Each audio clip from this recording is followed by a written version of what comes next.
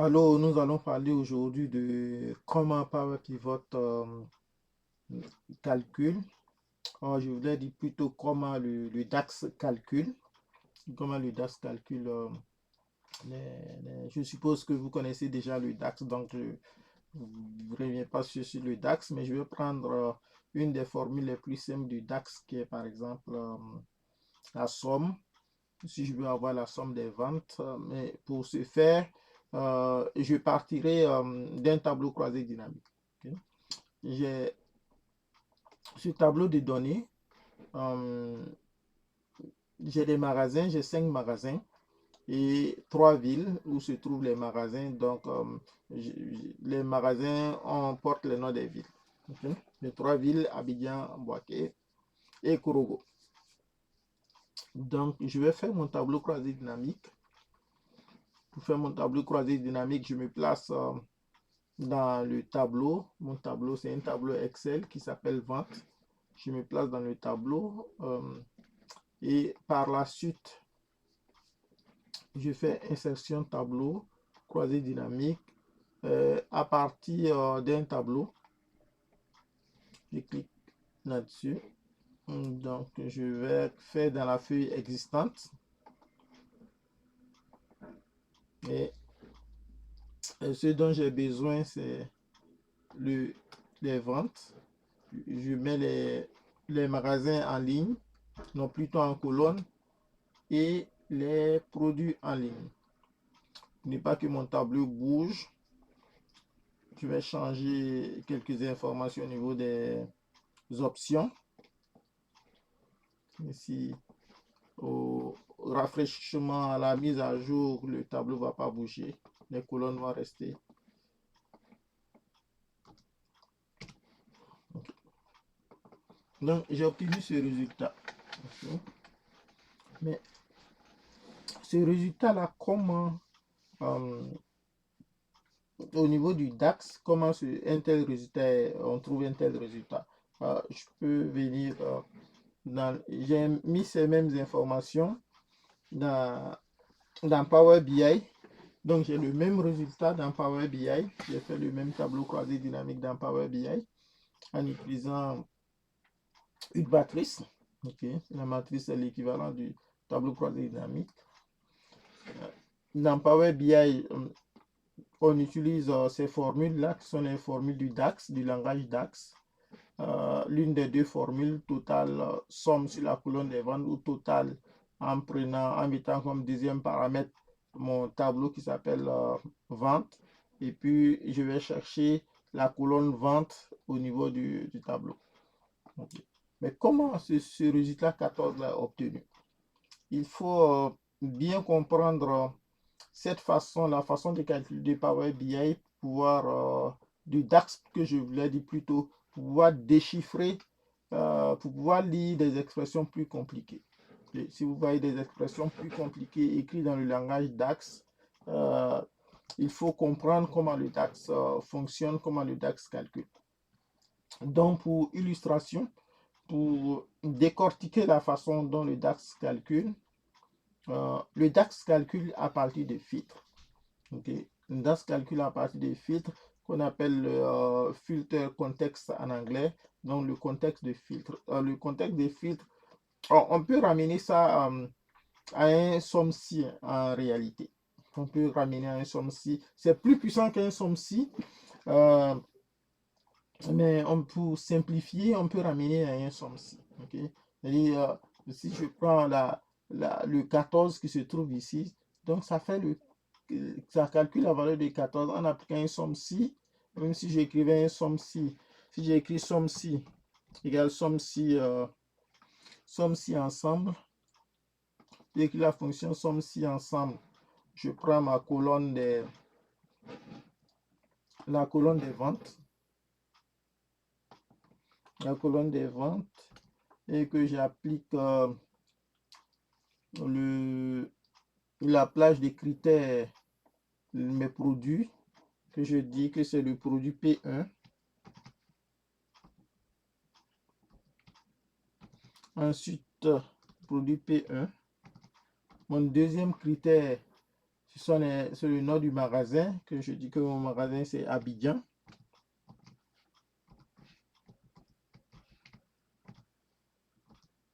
J'obtiens mon 14.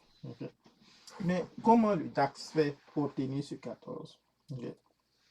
Comme j'ai dit, le DAX applique des formules comme des sommes-ci, mais il faut vraiment comprendre la philosophie, je ne dirais pas la philosophie, les étapes qui sont derrière. Ces étapes-là, le DAX filtre. En fait, le DAX filtre, parce que quand on est dans Power BI, on peut cliquer dans un segment et puis dans un filtre et tout change.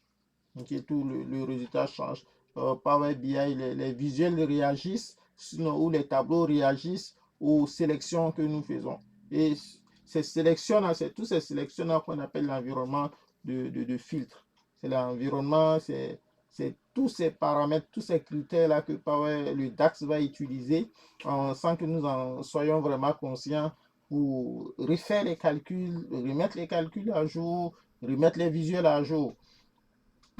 Mais ce que le DAX fait, en partant de ce petit tableau croisé dynamique, ce que le DAX fait en réalité, c'est de faire un filtre. C'est pourquoi j'ai déjà mis les filtres.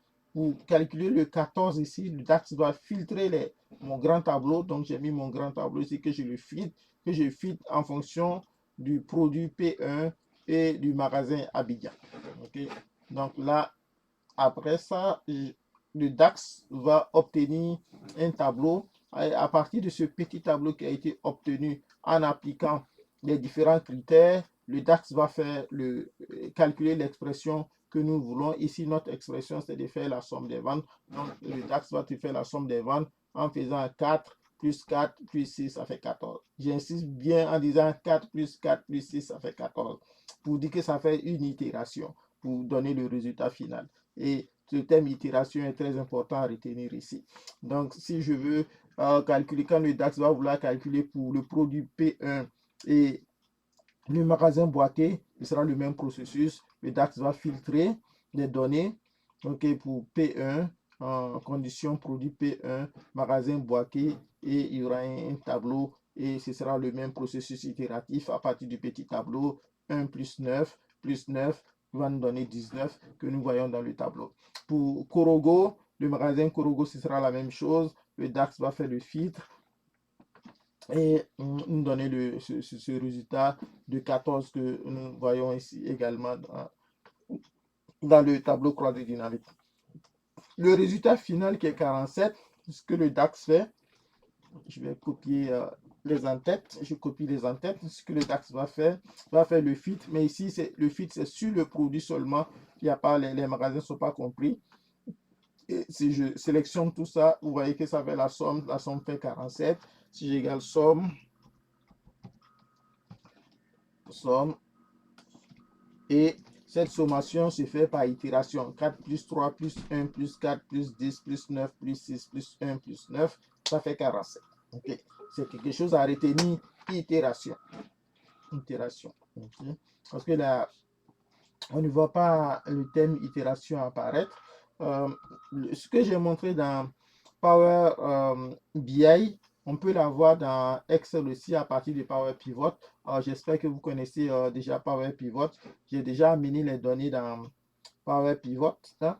Si je clique sur l'icône de Power Pivot, ça va ouvrir, mes données sont déjà dans Power Pivot. C'est les mêmes formules qui sont écrites dans Power Pivot, somme X ou la formule somme des ventes directement. Okay. Donc, le tableau croisé dynamique a été fait ici à partir des données. Je peux le refaire en utilisant le modèle de données. Okay. Juste pour une petite explication. Quand vous avez un tableau que vous voulez amener votre tableau dans le modèle de données, il suffit juste de cliquer sur ajouter au modèle de données. Okay, les données vont aller dans le modèle. Je peux même faire une petite illustration ici. Supposons que j'ai juste ma table, que je vais créer une table de produits. Donc, je mets produits. J'ai 5 produits, n'est-ce pas? P1 jusqu'à P5, n'est-ce pas? J'ai 5 produits. Ces 5 produits là, si je veux les mettre dans la... Donc, je vais transformer ça en tableau. Mon tableau commence là. Il y a une en-tête. Je nomme mon tableau produit. Okay. Je vais nommer mon tableau T-Prod. Okay. Si je veux amener ce tableau dans le modèle de données, je viens dans Power Pivot et dans Power Pivot, je fais ajouter au modèle de données. Ok, le T-Prod est arrivé et a été ajouté au modèle de données. C'est comme ça que j'ai ajouté le gros tableau. Il y a plusieurs façons d'ajouter des données dans Power Pivot, mais ça, on ne le verra pas aujourd'hui. On peut venir ici, cliquer sur source de données. Je peux aller chercher un tableau, un fichier Excel, un fichier texte. Je peux même prendre déjà un Access, un fichier Access, un fichier Oracle, un fichier Microsoft Azure ou SQL Server. Ça, c'est une autre façon de ramener les données dans Power Pivot. Avec cette façon, vous voyez que vous allez chercher des données dans une base de données comme Oracle. Ça veut dire que vous pouvez amener même jusqu'à 20 millions de lignes, 100 millions de lignes dans Power Pivot et les traiter dans Excel. Ça peut faire l'objet d'une autre vidéo. Mais aujourd'hui, nous essayons de comprendre la philosophie qui est derrière la façon de calculer le DAX. Okay. Donc là, quand les données sont dans le modèle de données, donc dans Power Pivot, on peut faire des tableaux croisés dynamiques à partir du modèle de données. Si je clique là-dessus, donc j'ai déjà défini les mesures. J'espère que vous avez déjà vous avez une idée des mesures dans le Power BI. Donc je ne reviens pas sur la définition des mesures. Là, je veux mettre mes magasins en colonne, mes produits en ligne. Et bon, j'aime pas que les éléments bougent dans le tableau là.